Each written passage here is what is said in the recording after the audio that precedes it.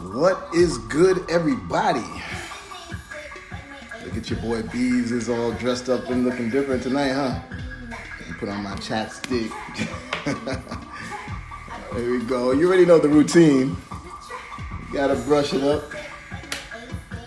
That's how I start every night. And tonight is a special night, a very special night. And I'm looking forward to it. And I thank you all for who is on here. What is going on? What is going on? Yes, your boy is in his shirt right now. No t-shirt, no nothing tonight. Sorry, I'm not sure why you would try to call me right now, John, and you know I'm on live. You just got in here. Anyway, I appreciate you. Yeah, you look at Mr. Chairman. No, I got all dressed up tonight. I'm still buttoning my shirt right now. Listen, you would think that I'm doing an in-person thing because I smell good. I got a little spritz of cologne, you know. Had to shave up nice.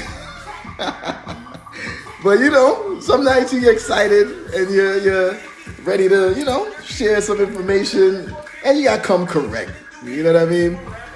There go my guy, Snake Eyes 4. He said it was an accident. All right. I was just like, why is John calling now? But listen, I'm excited. I'm excited today. We got a lot to talk about, a lot of stuff going on. The days are getting longer, so you see that it's still sunny out, but I got my colors. Y'all notice I got blue today, right? No, nothing else. No other colors. Mark, what's good, frat? Go mob. Go mob to all of my blue and white that I see jumping in. Listen, if y'all haven't been here before, then you got to understand what we really do, right?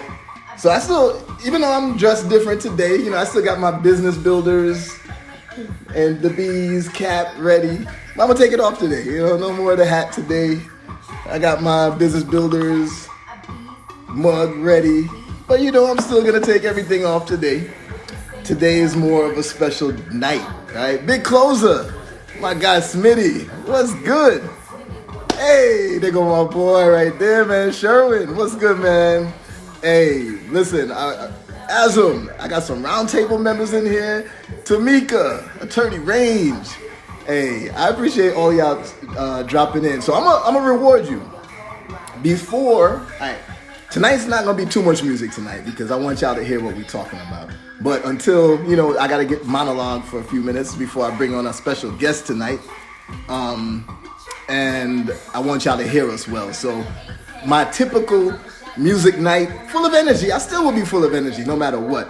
But I won't, you know, it won't be as playful tonight as it will be other nights. But to reward those who are on here early, let me give you a couple of quick gems just to help y'all out. My guy, Umar, Brother Umar, Bureau Bullies. Hey, if y'all are not following Brother Umar from the Bureau Bullies, you need to follow him now. Follow the team now. Umar and the Bureau Bullies are changing the game.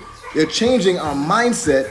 And you know I'm all about that. I'm all about challenging everything that we know, right? I'm not going to take things just for granted. If somebody says, hey, you should use this pen to write on that paper, I'm going to say, okay, why?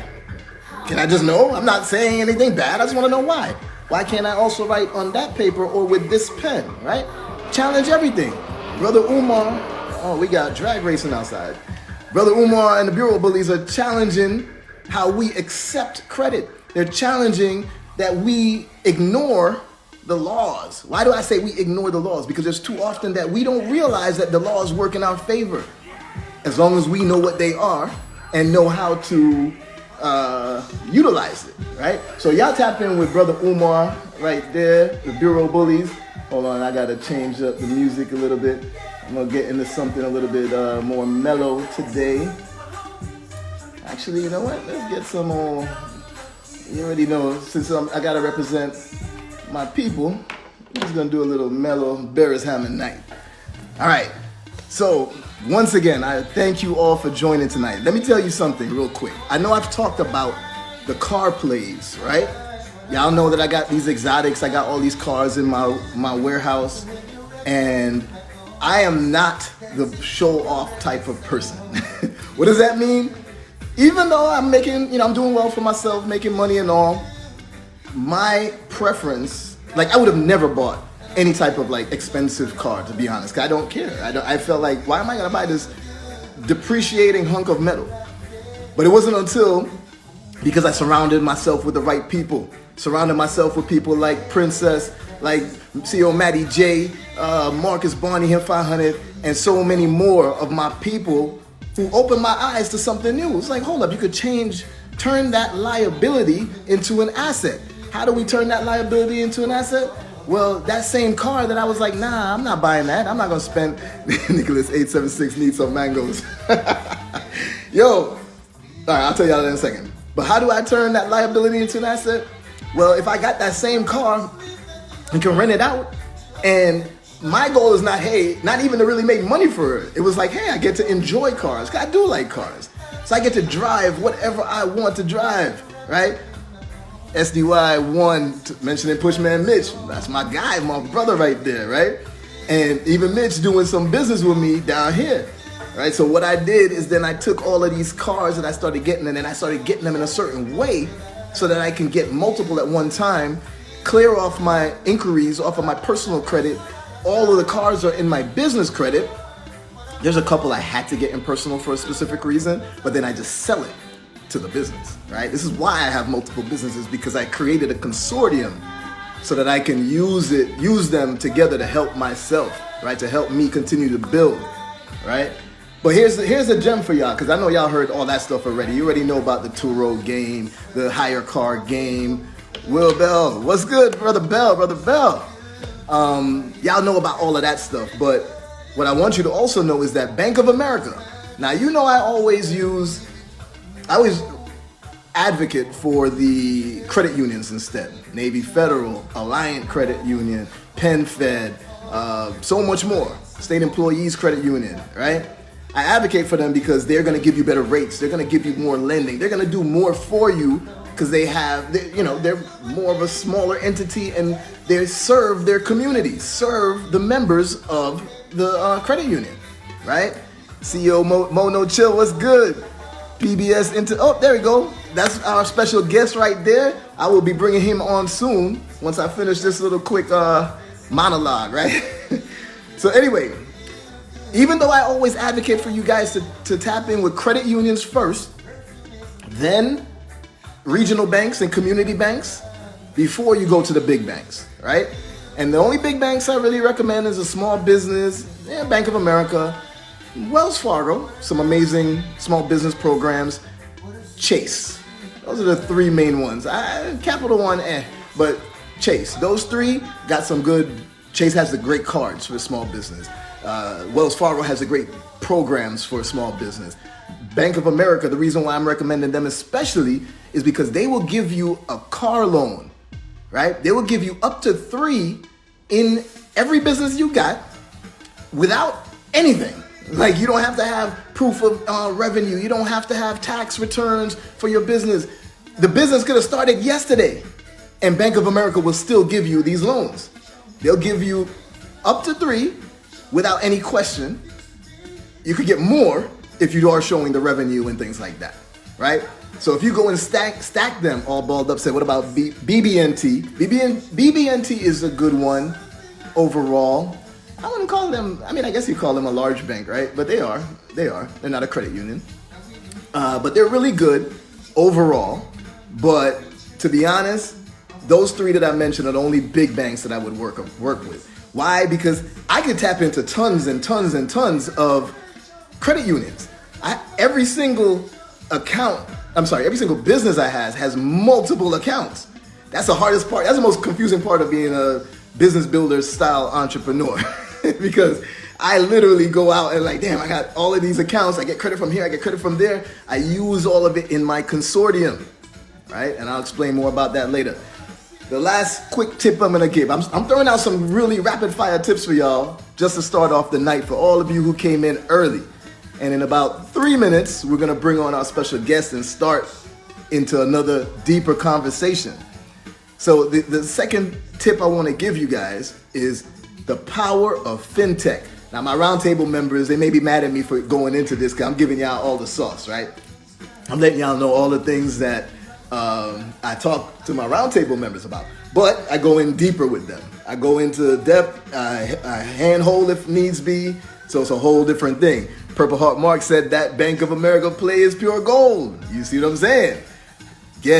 How do I keep track of them, Ryan? Get money. I have a spreadsheet, simple as that. And on the spreadsheet, each business that I own, like a checkbox for this bank, that bank, that bank, that bank, that bank, and then I'll be like savings account, checking account, credit card, and I'll say like an X to say, okay, I got a checking account, but I don't have a savings account with this one, but I do have a credit card, and I just have them all lined out. I got a great template for it. Can't give it to you unless you're part of the round table. So the next part that I wanted to mention is the power. Oh, look at Michael already. Michael, did I say it already, or are you just reading my mind? But yes, the next thing I want you to all know about is the power of fintech. Okay, financial technology. There's these fintech platforms that are out there, and in my roundtable, we got a crazy list. Lee's Carrot Fixer says didn't know about the BOA thing. Oh yeah, I'll tell you more about BOA later.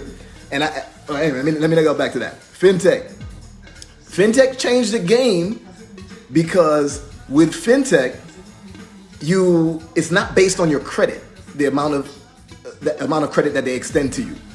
The big closer, I think that's Smitty. You want to come on live, but I'm about to bring on our special. Now, before our esteemed, distinguished guest comes on, you should see that. Oh, look at that. He is on. Brother, the Honorable Brother Micheal Cristal, how are you today, sir? I am good. How are you? I'm great. I'm always in such a good mood, to the extent sometimes in a negative way, because last year the doctor was saying that my blood pressure was rising a little bit, and he was wondering why is it like borderline high. I was like, he asked me if I was stressed, and I said, no, I'm not stressed. I think I'm just excited. Because I get so excited because of all the opportunity that has come forth because of the circles that I've been surrounding myself in, because of the information that I've been uncovering, and because of the amount of people that I'm able to impact and help. So I'm very excited, and you have so much to do with it. Not just because you are who you are, because that's, I don't get starstruck, but your story that you told me on the phone had me in tears for most of the day. Oh, wow. And I'm not going to tell everybody the whole story, but I'll tell them a little bit. Hold on. I got to play something really quick. Where would it be? Okay, here we go. One thing, Brother Cristal, is that I'm big on my music. So on my lives, I always have music playing in order to keep that energy going, to keep the vibe going. That's always good. Definitely. So here's a song I wanted to play really quick. I don't know if you even know this song or not. It may be a Southern Sigma thing. Well, now, I was made at Mississippi State, so. Okay.